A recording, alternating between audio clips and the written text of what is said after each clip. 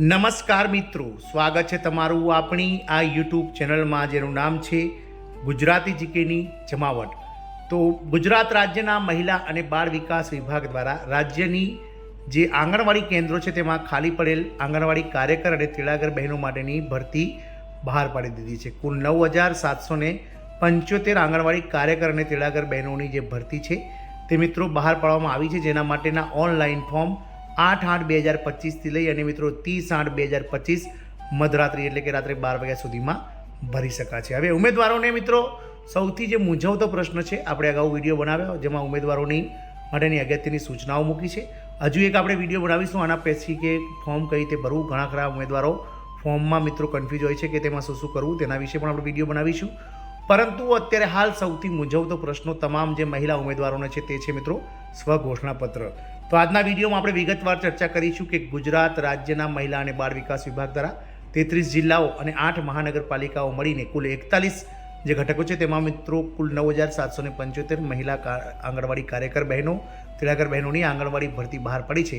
તેમાં જે સ્વઘોષણાપત્ર ઉમેદવારોએ રજૂ કરવાનું છે તે મિત્રો કઈ રીતનું હોય છે, તેમાં કઈ કઈ વિગત ભરવાની હોય છે અને આ સ્વઘોષણાપત્ર સેના જે સંદર્ભમાં ભરીને મિત્રો તમારે જે છે તે પેનથી ભરીને તમારે અપલોડ કરવાનું છે તેની પ્રિન્ટઆઉટ લઈને।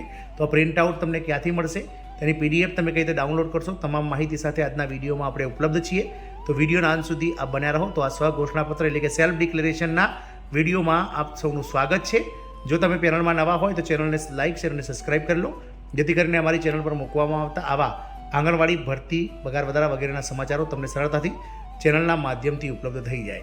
તો મિત્રો જે રીતે આપ સૌ જાણો છો તે પ્રમાણે જે અરજદાર છે, જે ગુજરાત રાજ્ય આંગણવાડી કાર્યકર તેડાગર બહેનોની જે ભરતીના જે નિયમો છે વર્ષ 2019માં નક્કી કરવામાં આવ્યા હતા, તેમાં નિયમ નંબર 3.11 પ્રમાણે અરજદારે રજૂ કરેલ માહિતી અને પ્રમાણપત્રો સાચા છે તે બાબતે ₹100ના સ્ટેમ્પ ઉપર મામલતદાર અથવા તો નાયબ મામલતદાર અથવા તો અધિક કલેક્ટર અથવા કલેક્ટર અથવા નોટરીના સહી સિક્કાથી પ્રમાણિત કરેલ આ સાથેના પરિશિષ્ટ 2 મુજબના નમૂનાનું સોગંદનામું અરજદારે રજૂ કરવાનું રહેશે।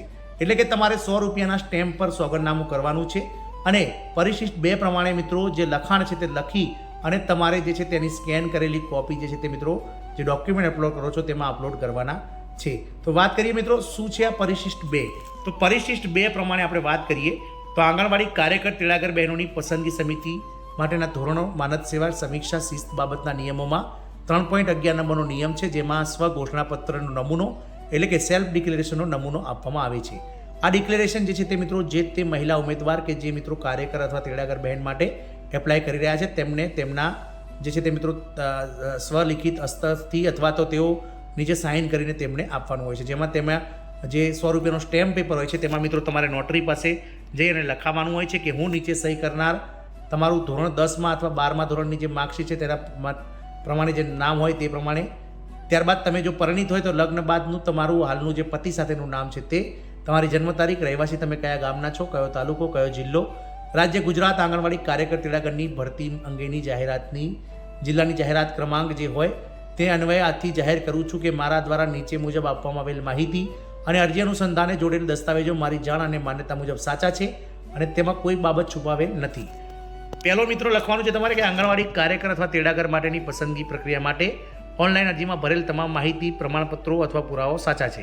તમારે આંગણવાડી કાર્યકર અથવા તેડાગર તમે જે પોસ્ટ માટે એપ્લાય કરતા હોય તેનું નામ લખવાનું છે। બીજું છે મિત્રો, હું ગુનાહિત ઇતિહાસ ધરાવતી નથી, પોલીસ ફરિયાદ મારા પર કોઈ દિવસ થયેલ નથી, તેમજ અદાલત દ્વારા સજા પણ જાહેર થયેલ નથી। ત્રીજું છે, મને અદાલત દ્વારા નાદાર જાહેર કરવામાં આવેલ નથી।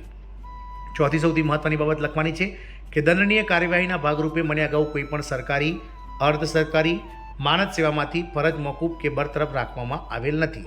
પાંચમું છે, મેં અરજી કરેલ આંગણવાડી કેન્દ્રમાં આંગણવાડી કાર્યકર અથવા તેડાગર એક જ કુટુંબના સભ્ય જેમ કે સાસુ વહુ, દેરાણી જેઠાણી, 2 બહેનો, નણંદ ભાભી હોય તેવી સ્થિતિ બનતી નથી। છઠ્ઠું છે મિત્રો, હું કોઈ પણ સ્થાનિક સ્વરાજ્ય સંસ્થા, વિધાનસભા, લોકસભા અથવા કોઈ પણ સહકારી સંસ્થા, રજિસ્ટર સોસાયટી, રજિસ્ટર ટ્રસ્ટના માનદ સેવાનું અથવા ચૂંટાયેલ પદ કે હોદ્દો ધરાવતી નથી અથવા ધરાવું છું। જો તમે હોદ્દો ધરાવતા હોય તો મિત્રો હોદ્દો ધરાવું છું લખવાનું, નથી ધરાવતા તો નથી લખવાનું। પરંતુ આંગણવાડી કાર્યકર અથવા તેડાગર તમે જે પોસ્ટ માટે તમે એપ્લાય કરો છો એ તો લખી અને તરીકે પસંદ થઈ તમે જો હોદ્દો ધરાવતા હોય તો તમે આવું પદ છોડવા સંમત છો તેવું લખી દેવું। હું એ જાણું છું કે ખોટી માહિતી કે દસ્તાવેજ રજૂ કરવા એ કાયદાકીય હેઠળ શિક્ષાને પાત્ર છે અને આવા સંજોગોમાં ખોટી માહિતી કે ખોટા દસ્તાવેજોના આધારે મળેલ લાભ રદ થવા પાત્ર છે. ત્યારબાદ તમારે મિત્રો જે તે સ્થળે તમે સોગંદનામું કરાવો છો 100 રૂપિયાના સ્ટેમ્પ પેપર પર તે સ્થળનું નામ, તારીખ, તમારી સહી, તમારું પૂરું નામ અને તમારા ઓળખના પુરાવા રૂપે આધાર કાર્ડનો નંબર નાખી અને તમારે મિત્રો 100 રૂપિયાના સ્ટેમ્પ પર આ જે પરિશિષ્ટ પ્રમાણેનું જે મિત્રો સ્વઘોષણાપત્ર એટલે કે સેલ્ફ ડિક્લેરેશન ફોર્મ છે તે મિત્રો 100 રૂપિયાના સ્ટેમ્પ પર લઈ અને તમારે અપલોડ કરવાનું છે. મિત્રો ખાસ ધ્યાન રાખજો, ઘણા ખરા મહિલા ઉમેદવારો સ્વઘોષણાપત્ર ક્યાંથી મળશે, કઈ રીતનું હશે તેની મિત્રો વાત જાણી રહ્યા હતા, પરંતુ સ્વઘોષણાપત્રની તમારે મોબાઈલમાં તમે જ્યારે EHMRSની સાઇટ ખોલશો ત્યારે તેમાં છેલ્લા નંબરે જે છે તે મિત્રો EHMRSની સાઇટ પર છેલ્લા નંબરે આ સ્વઘોષણાપત્રનો નમૂનો જે છે તે તમને આપવામાં આવ્યો છે. એટલે કે તમારે સ્વઘોષણાપત્ર જે છે તે EHSની સાઇટ ઉપરથી EHMRSની સાઇટ પરથી મળી જાય છે. જો ના મળે તો મિત્રો તમને અમારી ચેનલના જે ડિસ્ક્રિપ્શન બોક્સ છે તેમાં પણ મળી જશે. અને આ જે તમારે પરિશિષ્ટ 2નો જે નમૂનો છે તે લઈ અને સેલ્ફ ડિક્લેરેશનનો તમારે નોટરી પાસે જઈ અને મિત્રો જે આપણે ઉપર જણાવ્યું તે પ્રમાણે જે અલગ અલગ જે છે તેમના પાસે તમારે જઈ